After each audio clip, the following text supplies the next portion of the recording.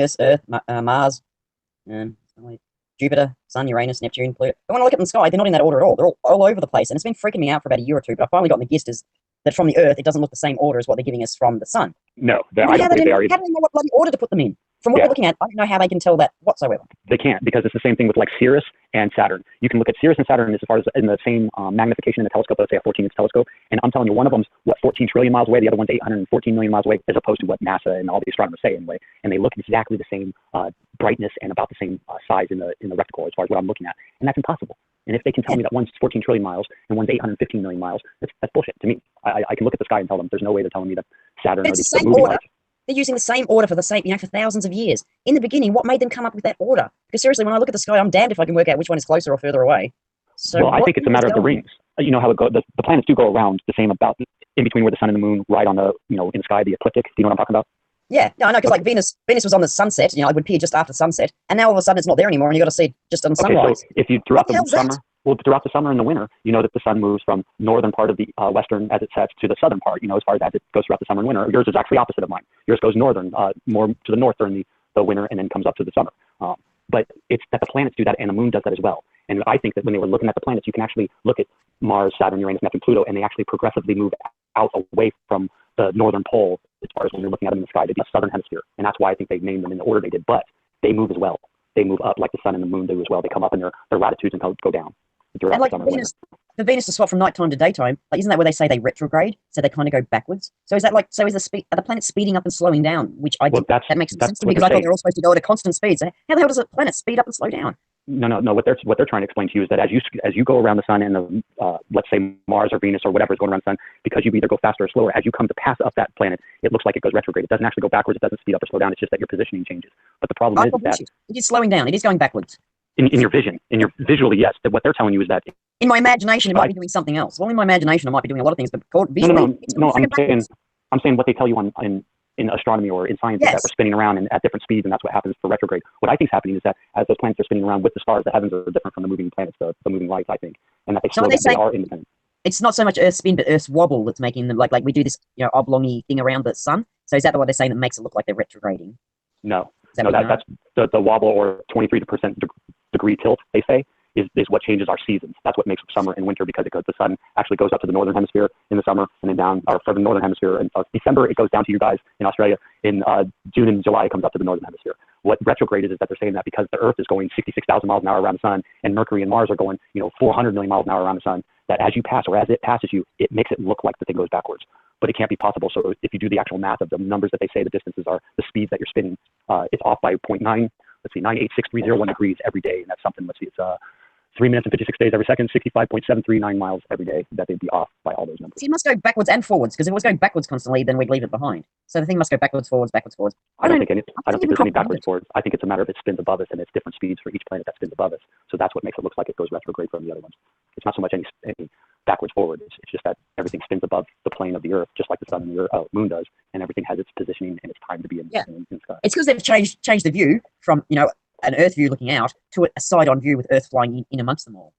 And they're two completely different views, really. Yeah, for sure. Even if you put the planets in the same order, they still look completely different. Mm-hmm. Because how could you get it in the same exact positioning in space at a different time without being 23, 40,000 years apart? It just wouldn't happen. Yeah. Well, again, I've tried to follow all the planets. Well, just made 5 ones that show up as stars anyway. And I just, to my mental image of the order of the planets that I've been taught my whole life, I just can't reconcile the two. They are all over the place. Like I'm seeing Mars, way out past, Jupiter and Mercury is closer to the sun than Mars. But I know I'm looking from a different view to what they've given me. But that's what I think you can't reconcile the two. They don't, it's like inches and centimeters. They just don't mix. Right. Then what they're trying to tell you is that the measurements are dependent on from the center of the solar system, from the sun. And what I believe and what I think it is that it's from you, the observer, from the flat plan of the planet, that your distances are the sun's. I believe it's about 3,000 miles or give or take. And I think that's about what the planets are too. Somewhere between them and the stars are way above that. And they're just a reflection of the sun. Well, it's almost a pointless view because I'm never going to see it from that. They don't give me a view of what it looks like from Earth. When I look up at the sky, like what are the planets doing as they whiz around? I don't have that. I have this visual thing of Earth, all these planets flying through the space one after each other. Because that's you say it like that too, because even the richest people in the world will never have the chance to go to space and do that. They talk about it, it's only a select few that, keep their mouth shut or went through rigorous training that get to go to space and lie about it. It's so weird. It's very strange. Which would be fine if they just solve world hunger first. And world hunger is a pretty easy thing to solve with today's technology and knowledge. Oh, so, you solve that and you can go fly from Timbuktu. I don't care. If they can. But it's really hard to live in a first world country knowing that the other half of the world is freaking starving. It's fine when you're ignorant to it, but now I have friends on YouTube that they're begging for orphanages and things, and it's just like it's heartbreaking. Yeah, but just remember, you can't help everybody in this world. I mean, no, I can't. But these guys can. We're only taking them a week of $52 million a day to solve world hunger. It wouldn't take them fucking long. Oh no, yeah, I agree. I'm just saying, you personally don't need to worry about that stuff about every single person in this world. Oh, there's so many billions of people that don't have electricity or they don't. No, I know, but they're going, just be grateful you're living in a first world country, be happy. And it's like, well, no, it's not that easy anymore. Back in the day when I was ignorant and I didn't know that there was a solution, I didn't think there was anything anyone could do. Yeah, I could do it, but now I know better. That's and I don't understand why it's not being done. Fuck out of the city. I don't get it. Maybe I'm just not ruthless enough. I'd be terrible as a rich person. I wouldn't have any money left by the end of the week. You'd give away your fortune. No, I wouldn't be able to handle seeing everybody else suffering. Well, if you were that rich, like the Rothschilds and the Bilderbergs and all the different dynasties of the oil, you wouldn't need to worry about it. You could feed everybody. I feel sorry for them because they must be so scared of us and they're missing out on heaps. Because we're pretty awesome. We're not that scary. I don't know. I'd be scared of the common person if I was the richest people in the world. I would. I would too. Totally. Fuck yeah. Yeah. I'd have bunkers underground just like they do. But like if they let everybody know the truth, like if there is a hierarchy system and like if we looked at every system in the world and it turns out that hierarchy system is truly the best, I don't have a problem with a king and a queen. I couldn't give a fuck if they've got all the jewels in the world. So long as I can eat and I can, I've got electricity, the basic shit, which is really even a struggle to get in a first world country at the moment. Mm-hmm. They've just got to get worse and worse and worse. Yeah. They could have all that shit. I mean, someone's got to run all this crap and spend all that time organizing stuff. If they want to do it, go for it. Well, that's what makes people, and I don't agree with this stuff. I mean, I'm just saying that's what makes people think there's an alien race or reptiles or something that's controlling people, because it makes no sense. Why would people spray our skies? Why would people not starve half the world? Why would we have perpetual wars that mean nothing? It doesn't make any sense. It really doesn't. So, well, it does. If you want to drop your population because you've got too many people in there to control and feed, and you don't have that big a market on the world economy, and in this system that's not creatable. What was the next question? It was just saying, why would this world be this way without having some outside force upon humans that are the ones that are going to have to live here too, destroying this planet and making it to where it's all suffering? If it could just not be suffering and we wouldn't have to have it this way, if the people in charge would just do the right thing. I mean, I know it takes a lot and a lot of people in charge to do it, but you don't have to have the wars that we have. We don't have to have the suffering. We don't have to have the starvation, but we do. That's all I was trying to say. Yeah, no, but we do have to for them to have their control system as far as they're concerned. And they might be right. They might not be able to hold this amount of control. They wouldn't be. You're right. Oh, fuck no. No way. It's such a catch-22 because, I don't come from one of those families that feels they're responsible for running a country or making sure that everybody's fed or everybody's got this. I come from a pretty easygoing family where I just get to live in the results of whatever they made. Mm-hmm. So it's hard, and then once you go to generation after generation after generation, the original people who built the stuff, they're not here anymore. It's their kids and their grandkids, and that doesn't mean they're qualified for this job anymore. Oh, not only are they not qualified, but there's also stipulations and all the different inheritance and the big family part that says, hey, if this person starts getting out of line, they get taken out. Not so much taken out, but kicked aside, and somebody else is in control of all the money. And I'm guaranteed that. I guarantee that's how it is. Yeah. Everything's an oxymoron and a catch-22 sort of thing. Damned if you do, damned if you don't. If we didn't have this control, not so much control system, but organization. You have children, you get married, you have children, you're the head of the family. You are the leader, you are the one that makes the decisions. The more kids you add to that family, the more organization there has to be. Mm-hmm. So then, you start adding your brothers and sisters into that group, and then their children. Then that's a big one, then you start calling it a village. And then you missed the part there, though. And then you grab the other wealthy and powerful and influential families and you marry into those. And that's how you start making it to where you get power. I mean, you're right with the children, too. They start keeping it within the family. But if they marry into another one, then they build even 10 times more power. Well, it's like in God we trust fund. I'm not very religious. But, yeah, they trust fund. They all do trust funds. And none of those possessions ever come back into society again. It belongs to this dead entity corporation. That's right. Because it's dead entity. It's not living. It's a corpse. It's a corporation. And that never comes back to the community again, ever. No, not unless some rich guy freaks out and does something stupid. Yeah. Or the government gets a hold of it and dissolves the trust fund, which rarely happens, unless you're not one of the privileged. And so that's what people got to understand. That it's not so much that we've all got to get our stuff into trust funds. We've got to dissolve this trust fund bullshit. When you're dead, you don't get to own crap. I'm sorry. I know you want to leave stuff for your children, and that would make sense. But if you're going to leave a shitty world where everybody's not equal and you don't have the basic stuff, then your kid's going to have to go back to scratch too, just like ours. You don't get to hold shit when you die. You don't think that you can give your kids money?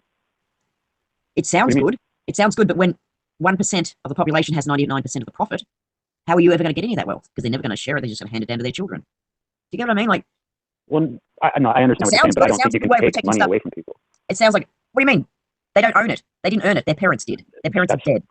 I understand what you're saying, but there wouldn't be the problem that there is if there wasn't compounding banking, fractional banking, where you can have $10 and lend out 90. I mean, that's how money's made. It's not a matter of people earn their money or that they inherit. Before that, the Queen owned Australia. She still owns Australia. What the fuck the hell? Why does one person own the whole country? Well, I understand what you're saying, but how can you take away somebody's wealth just because they die? I mean, so easy. You say, guess what? We don't recognize your wealth. You don't own Australia anymore. You're greedy. You cannot live in more than one house at a time. You do not go and clean your own house. What if before they died, they gave it to their kids? Well, it's because they've got it in trust funds. That's what I'm saying. They can't hand it down to them otherwise without it being in trust funds. Well, Oh, so, you so never there get it should, back from them. then No, I there should be agree. no I mean, trust I funds. understand that you would have to have no ownership of anything then, because that would mean that only rich people couldn't own anything, and that the people would be able to take anything from anybody that at a certain point, whatever that point was, at a certain level of money, you would take their stuff away from them when they die. Otherwise, it would be everybody's home when they died. Your kids would lose everything. They wouldn't be able to do anything. They would just kick kids out of their parents' home when they died when they were younger. Something wouldn't make sense there. I mean, I know what you're getting at. You're saying that there can't be perpetual oligarchies with all the money. It's hard to find the right way, and I don't have the answers to that, but I imagine there are a lot of experts who have looked into this sort of stuff. So, yeah, I don't have the answers for it. But well, it does come down to it. Eventually, you would have to take money away from somebody if you want to get rid of the wealth in this world. You're right. I mean, but I could never get on board with something like that. But you know what? Who are you to get your parents' wealth? You didn't earn any of it. You haven't done anything to do it. So you lose the family home. Guess what? It's not. You've grown up. It's not your family home. Go out no, me now. That would be different. But what if we're talking about a kid that's 6 years old when their parents die? No matter how wealthy they are. Well, that's different. Everything goes into, you get a one of those legal people that come over and take over the estate until you turn of age, and then it's all dissolved because you didn't earn it. It's not yours. But it's sold, and then what's done with the money? It goes back into the community. Like, Monopoly, when you turn things over and you just sell them back for mortgage and the next person can buy it at cost price. So it doesn't actually go to the government. It just sits there waiting for somebody else to buy it. Somebody who's alive rather than a dead person owning everything. Because guess what? Dead people can't live in houses. Hold on. So what happens with the equity in that house that you say that they just have to give back to the government and then somebody else can buy it? What about that equity? That just goes to the government? There is no equity. It's just a freaking house to live in. Like, yeah, it costs somebody a bunch of money to buy that house or that land or to the upkeep, the taxes. So, I mean, there's a lot of money in my house right now. I got $250,000. You don't need to pay for it. The person that built it paid for it. You're paying for it. What are you, the fourth person to pay for that house? So why would you support it? I built this house. I built everything on my property. I bought a piece of property, cost me $250,000 to do everything I've done. So when I die, you're telling me that my stuff has to be given back to somebody. But that $250,000, what happens with that money? Is that just all that amount is given to somebody? It's given to the government, or it's given to the next person that wants the house, or do they have to buy that house? Yeah. Good questions. Yeah, that's all I'm getting at. And it comes down to you have to take money away from somebody, and it just gets thrown into the wind. And at some point, your house is worth value. Like, why did you put a monetary value on your house? It's just a house. Because I had to buy the lumber to build this. I had to buy the rock, the concrete, the rebar, the electric lines, the everything. I mean, I literally did all this myself. So I'm saying that's what it cost me to do. I didn't have What about the amount of electric shavers that you've bought in your lifetime, and the amount of chainsaws and all this other shit that you've had to buy in your lifetime? Are you like wanting your money back from those at the end? Not my money back. No, not my money back. But that it doesn't get taken away from my lineage, from my family that has been using it the whole time that I've been alive. So all of a sudden, when I die, nope. Now let's turn you into a rich prince, and you own half the country, and you want to leave. You want to leave Buckingham Palace to your child, even though your child can't possibly live in all these fucking palaces. That's what I understand. So at what level does it happen in your mind? Does it happen at $100 million? Did your child do anything to deserve, like, to earn that first property that you saved and bought? No, they didn't. It's just for you in your lifetime. So when you go, it goes back to the community, and your child gets nothing. They start from scratch like everybody else, like the rich. They start from scratch. Then so what you're? The system's fucking us up because we don't have the upper hand. We're losing property over and over and over, and more of it every year. I'm just trying to say what you're putting out there would make the system even 10 times more powerful because they would get all the money in the end when everybody dies. Nobody has any say, and the government gets all the money. The community. There is no money. The next person, like, you die, and a couple get married, and they need a house to move in. What happens? They move into your house for free. They live in it. They die. They move out. The next couple needs a house, moves in. That's it. There is no buying and selling of houses. We need somewhere to live. That's a different world. That's not. We're not going to make profit of jewelry and stuff like this. This is basic necessities of living here. Yeah, but we're not talking about a holiday. We're talking about a house. I know, but you can't. So you're the lucky recipient of a mansion compared to some guy who just got a. So does it go for cars and food and PlayStations and bicycles and I don't have the answers. I don't know. Well, that's what I'm getting at. Could you imagine being a royalist and trying to decide all this shit? Well, that's why this world's turned out the way it is. We're just doing heading. It's too much. Yeah. Well, they can do better than that. I don't blame them. It's just too fucking hard. Shit. That's funny. I do think they can do better. I mean, they can be rich, have everything. They just don't need quite as much. They just, we need to be able to survive. That's all we want. And we just want to live as humans. I don't want to rule the world. It's too much hard work. I'm lazy. Well, I just wanted to have family, have a life, and live like a human, experience stuff. Then you have to do what I did. What's that? I said, then you have to do what I did. Remove yourself from the system. I went completely off grid and make it to where I grow my own food. I produce my own electricity. I've got my own well, cisterns to catch rainwater, built my own septic. It's a completely 5-acre parcel. I'm not like 50 miles away from town, but I'm 20 miles outside of town. That's what you got to do because it's going to cost. It's going to start costing twice as much for electricity. Could you do that if you weren't driving? Because I'm vision impaired and I can't drive. So could you handle that lifestyle if you're living with no driving? Well, I don't drive now that I've got everything done. No, I don't drive very much at all. No, from zero. So you're never going to drive around your paddock. You're never going to drive in to get food. You're going to catch buses and taxis because that's what I'm down to. So suggesting that I go live out in the middle of Foxville isn't going to work for me because I'm not allowed to drive. Yeah, no, I have to drive a little bit. That's right. So, shoot, I drive my motorcycles a lot. I'm on an electric bike, but I ran into a concrete thing sticking out of the ground, so it's not quite as much fun as I thought. I'm still recovering from that, and I still haven't fixed my fucking bike. Every time I fix it, it's still not working. So I'm back on buses. It's just very depressing. Yeah, no, I would hate that. Everybody's just like, grow your own stuff. I'm like, fuck you. You can drive and you can see. You go drive your. You fucking do it. Yep. And that's what they don't understand. Yeah, you got this great off the grid living. What are you gonna do when you're 80 and you got no income? You're off the grid and you got no pension. I retired. I'm already retired. I'm 41 years old.